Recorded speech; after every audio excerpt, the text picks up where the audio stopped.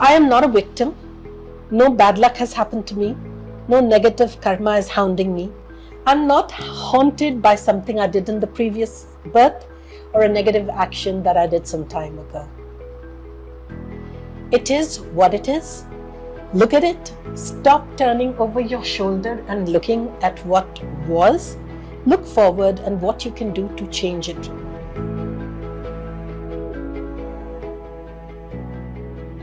My mom was a single parent. Dad was a fighter pilot in the 71 war, and he died in that war. Mom and I noticed around the age of 8 and 9, with the help of my boarding school, that I was just unable to complete. I was very fond of athletics, and I was also very sporty. I couldn't seem to complete a short run. I would have an initial burst of energy, but was unable to complete the run. The drastic fall in energy towards the last few minutes of that run was clearly visible to the athletics coach. And it puzzled the coach, it puzzled me, puzzled my mother. And over a period of time, as I grew up around the age of 12 and 13, my fainting spells also rapidly increased. My inability to handle heat of any kind was also painfully seen. My mother took me to various cities where we'd heard about some physicians coming back from the US, and to get an extra perspective as to what was going on with me. And nobody could figure out. Let's just say I fainted in front of that doctor too. It's a congenital condition, and I am, let's say, very happily used to what it is. It is progressive. It has much impact on the quality of my life. However, the way I see it is that you have to, in a very mindful way, constantly strive to strike a balance in seeing that, in trying to mitigate the impact of a progressive heart condition. I am beautifully covered by this device called the CRT-D. It is about 110 to 120 grams of weight. It's about this big. It comes out a little bit from this side. And I have to be careful when I go out in crowds, because if somebody jostles, it can have a material impact on my life.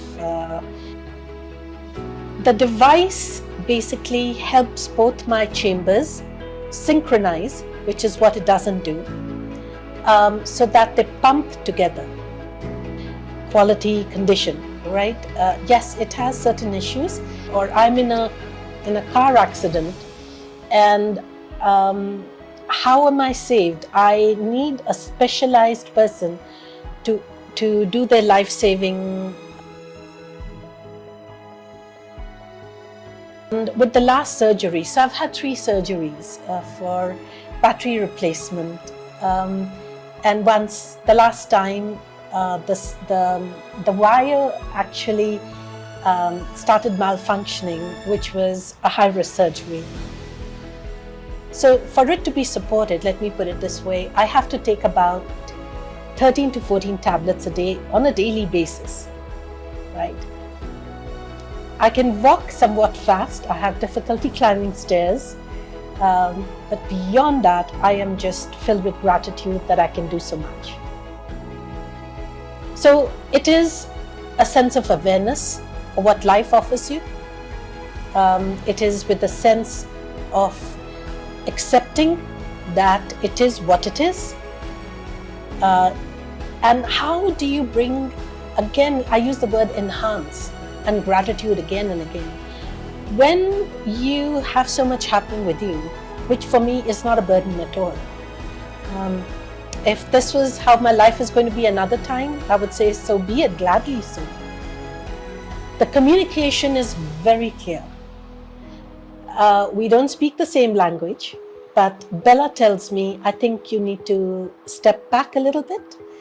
The days when I am doing mentoring, I do a lot of social work. Morning to night, 24/7. It is a passion that keeps me even more alive.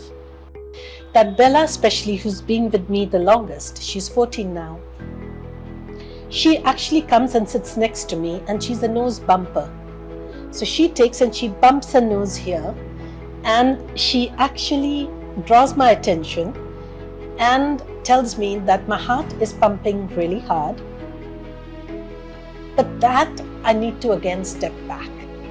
And also by Motu Sparky. Labradors are also known for their empathy. What they bring through their looks, their eyes, is tremendous empathy. Does it enhance my life? It absolutely does. So I have three things keeping me alive. The device, the medicines, and my immediate environment that I have worked diligently to create.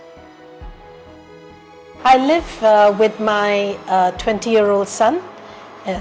He is very empathetic and supports me through all my endeavors.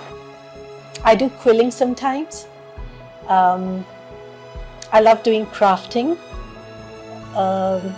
I love potting around and taking dry leaves or dead leaves and doing things with that. There is so much beauty to be seen in everything. So it's already there. What you can do is to keep your mind further busy. You can just look at those things and do something, creative with all of that. Focus. I've been struggling with doing my crafts, which I love.